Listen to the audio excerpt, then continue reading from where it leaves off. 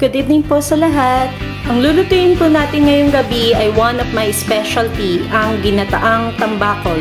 Ang mga ingredients po ay tambakol fish, ganyan lang po ang cut, salt, garlic, ginger, red chili, green chili, black pepper, coconut milk, and eggplant.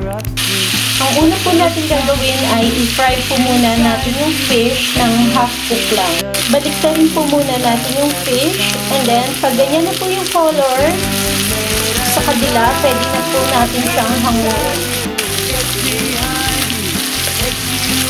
Kaya na po yung naluto nating half cook na tambakol. Sa pinagprituhan po, pwede na po natin igisa ang bawang,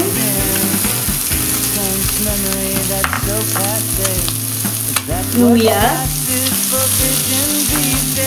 Pagkagisa po, maglagay po tayo ng konting tubig. Sunod na po natin ang coconut milk.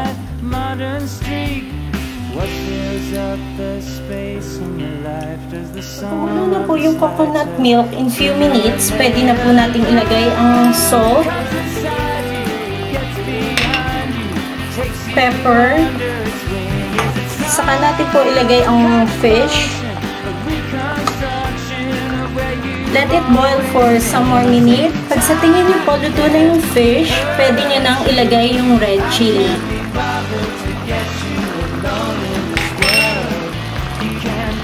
And then, yung eggplant. Malambot na ang talong, pwede na natin ilagay ang green chili.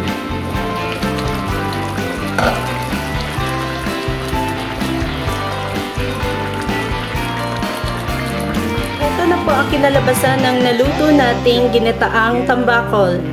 Kain tayo! Bye!